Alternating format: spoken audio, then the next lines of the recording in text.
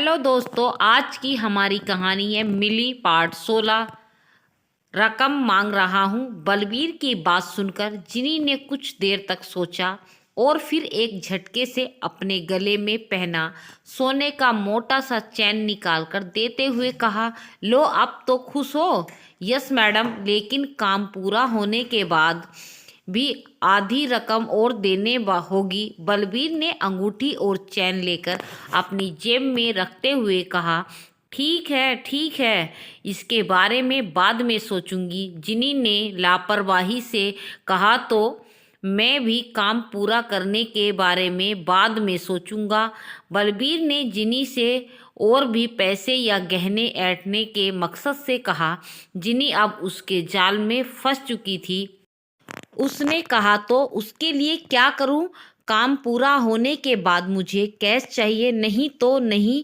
तो क्या जरा अपने सामान की झोपड़ी की तरफ ध्यान से देखो मैडम जी। और बलबीर के ऐसा कहते ही झोपड़ी के पास छुपा आदमी सामने से आ गया। उसने मोबाइल वीडियो शूट करने के स्टाइल में पकड़ा हुआ था। उसे देखते ही बलबीर ने कहा, रविंदर जरा पास आकर मैडम जी को दिखा कि तूने क्या शूट किया है। रविंदर ने पास आकर शूट किया हुआ वीडियो जिनी को दिखाया तो उसके होश उड़ गए। वीडियो ऐसे शूट किया गया कि उसमें केवल जिनी दिख रही थी। सामने खड़ा बलबीर वीडियो में कहीं नहीं दिखा था और सारी बातें रिकॉर्ड हो गई थी। यानी अगर यह वीडियो पुलिस तक पहुंच गया तो जाहिर है मुजरिम केवल जिनी ही घोषित होनी थी। वह अपना प्लान भी अब नहीं बदल सकती थी, क्योंकि ऐसी हालत में निश्चित रूप से ये दोनों पुलिस को वीडियो दे देंगे और हत्या की साजिश रचने के जुर्म में। यह सोचते ही जिनी डर गई और बोली, मैं अपने सारे गहने तुम्हें देती हूँ, तुम यह वीडियो डिलीट कर दो और अब प्लान भी कैंसिल समझो। पहले सारे गहने उतार कर दो मैडम जी, फिर वीडियो डिलीट होगा। बलबीर ने हंसते हुए कहा। जिनी ने डर से अपने सारे गहने उतार कर बलबीर को दे दिए और वीडियो डिलीट होते ही वहां से कैब पर बैठकर वापस होटल आ गई। मिली, संजय और बच्चे मस्ती करते हुए हरिद्वार पहुंच गए थे और वहां संजय ने एक 5 स्टार होटल में एक स्वीट बुक किया, जिसमें 2 बेडरूम और एक लिविंग रूम के साथ डाइनिंग स्पेस भी था। वह होटल गंगा की मुख्य धारा के किनारे बना हुआ था।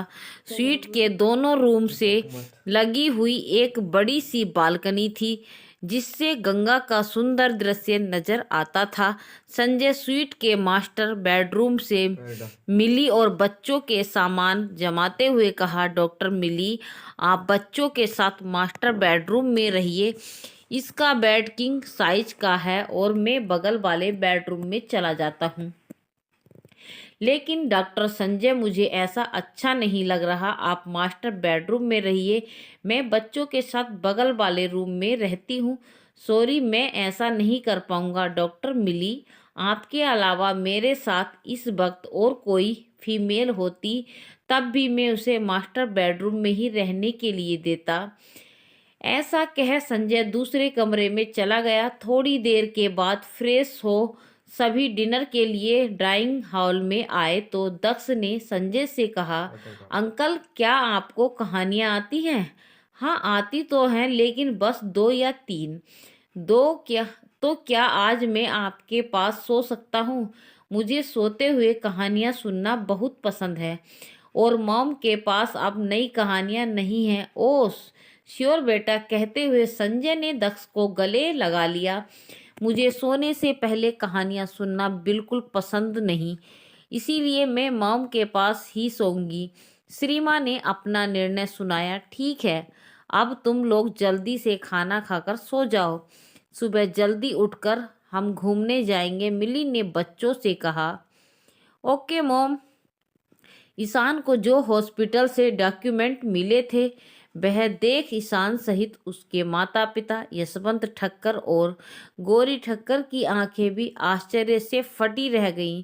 डॉक्यूमेंट के अनुसार सृष्टि उर्फ मिली को सर्जरी के बाद 2 स्वस्थ बच्चे हुए थे और उसे बच्चों सहित 4 दिनों में ऑपरेशन के समय या बाद में भी किसी कॉम्प्लिकेशन का डॉक्यूमेंट में कोई जिक्र नहीं था। सारा डॉक्यूमेंट पढ़ने के बाद ईशान ने कहा, देखा डैड, मेरा अंदाज़ा एकदम सही निकला। हाँ, डॉक्टर मिली ही हमारी सृष्टि है, गौरी ठक्कर ने खुश होते हुए कहा। डैड, अब हमें दिल्ली जाकर डॉक्टर मिली को घर लौट आने को कहना चाहिए। माँ की बात से उत्साहित हो ईशान ने कहा, किस हक से कहेंगे तुम यह कह रहे हो ईशान? यशवंत ठक्कर ने थोड़े गुस्से से पूछा। डैड, वो बोलकर ईशान सर झुकाकर चुप। हरिद्वार में श्री के सो जाने के बाद मिली अपने कमरे के बाहर आकर बालकनी में पड़े चेयर पर बैठ गई और अपलंग गंगा के तेज बहाव को देखती कुछ सोचने लगी। गंगा हिमालय से पहाड़ों के बीच से रास्ता बनाते हुए हरिद्वार से ही मैदानी इलाकों का सफ़र शुरू करती है, तो यहाँ गंगा का पानी भी निर्मल और साफ ठंडा होता है। हल्की हल्की हवा चल रही थी तो गंगा के ठंडे पानी को छूते हुए आ रही थी। इस कारण बालकनी में थोड़ी देर बैठते ही मिली को सिहरन का अनुभव हुआ और वह उठकर रूम में जाने लगी। तभी बगल के कमरे का दरवाज़ा खुला और संजय भी बालकनी में आ गया। संजय को देख मिली ने पूछा, क्या दक्ष सो गया? मिली को अपने रूम के दरवाजे पर खड़ा देख संजय ने पूछा, हाँ, क्या आप अंदर सोने जा रही हैं? हाँ, मैं काफ़ी देर से यहाँ बैठी हूँ और मुझे थोड़ा सिहरन सी महसूस हो रही है, इसीलिए अंदर जा रही हूँ। क्या थोड़ी देर और रुक सकती हैं? मुझे आपसे कुछ बात करनी है। जी डॉक्टर संजय, कहिए, मिली ने बालकनी में रखे चेयर पर बैठते हुए कहा। संजय मिली की चेयर की बगल वाली चेयर पर बैठ गया और बोला, मेरे साथ हरिद्वार आकर आपका खुश तो हैं? डॉक्टर मिली, बच्चे बहुत खुश हैं। मुझे बच्चों की नहीं, आपकी फीलिंग जाननी है। डॉक्टर संजय, आपके साथ बच्चों को लेकर पिकनिक जाना हो या हरिद्वार आना, यह सब मेरे लिए एकदम नया अनुभव है। मैं खुश हूँ या नहीं यह समझ नहीं पा रही, लेकिन मुझे अच्छा लग रहा है। ठीक है, मैं यही जानना चाहता था कि मेरा साथ आपको कंफर्टेबल लगता है या नहीं। यहाँ अब ठंड लग रही है ना? कुसुम ने अपने दोनों हाथ सुटकाकर बांधते हुए कहा, हाँ, और अब हमें सो जाना चाहिए। सुबह 5